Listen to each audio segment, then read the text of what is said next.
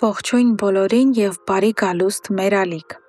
Այսօր ձեզ համար պատրաստել ենք Ելենա Արշակյանի «Տաքսիստը» հեռուստասերիալի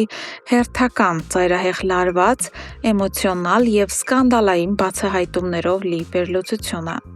Իրադարձություններն այնպիսի անսպասելի ընթացք են ստանում, որ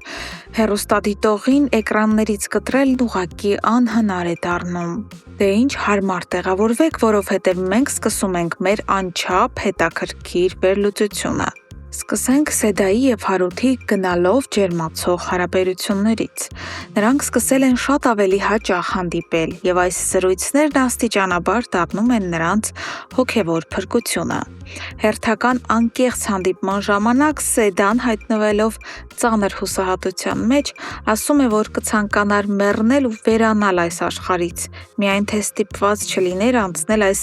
ողջ դժոխքի ու ստորությունների միջով։ Նա նշում է, որ իր համար արդեն միևնույն է, թե ինչ կլինի իր ճակատագրի հետ։ Լսելով այս ցավոտ խոսքերը, Հարութը չի կարողանում անտարբեր մնալ։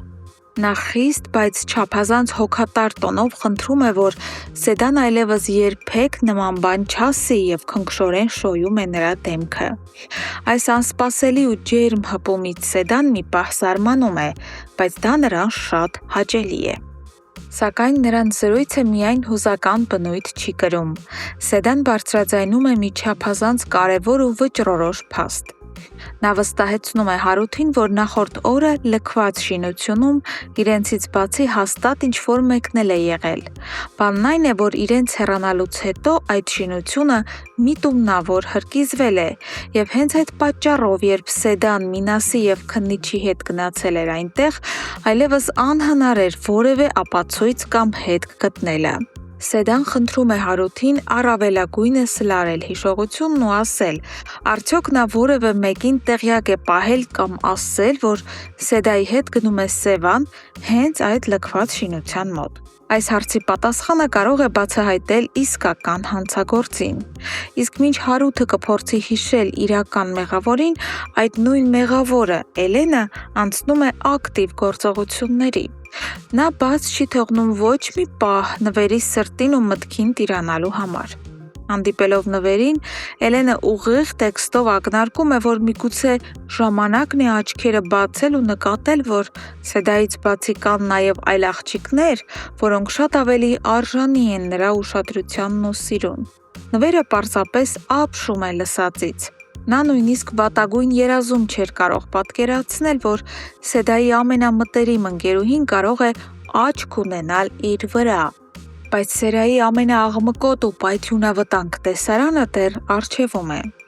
Մանեն, ով խելագարի պես սկսել է հետևել նվերին, հայտնվում է Սեդայի տան դարպասների մոտ եւ անսպասելիորեն դեմ առ դեմ հանդիպում Սեդային։ Կորցնելով ինքնատիրապետումը, Մանեն կատաղած հարձակվում է նրա վրա։ Նա սկսում է մեղադրել Սեդային, գոռալով, որ հենց նրա պատճառով է իր ողջ կյանքը կործանվել։ Մանեն ասում է, որ եթե Սեդան չլիներ, ապա այդ լկտին չէր հայտնվի իր կյանքում, չէր օգտագործի իրեն, եւ ինքն ու Հարութն այսօր երջանիկ նշանադրված զույգ կլինեին։ Սկզբում Սեդան ընդհանրապես չի հասկանում, թե ում կամ ինչի մասին է խոսում այս անծանոթ աղջիկը։ Տեսնելով նրա շփոթվածությունը, Մանեն ուղիղ դեմքին է շպրտում ողջ ճշմարտությունը, ասելով. «Ելով կարող էր քո պատճառով քնել ուրիշի նշանածի հետ»։ Այդ վայրկյանին Սեդայի գլխում ամեն ինչ իր տեղն է ընկնում։ Նա սարսափով հասկանում է, որ Մանեն խոսում է հենց նվերի մասին։ Ահա այսպիսի շոկային զարգացումներ են սպասվում մեզ առաջիկայում։ Սեդան վերջապես իմացավ ողջ ճշմարտությունը նվերի նողկալի վրեժխնդրության մասին։ Իսկ դուք ինչ եք կարծում, սիրելի հետևորդներ, ինչպես կվարվի Սեդան այս խայտառակ բացահայտումից հետո,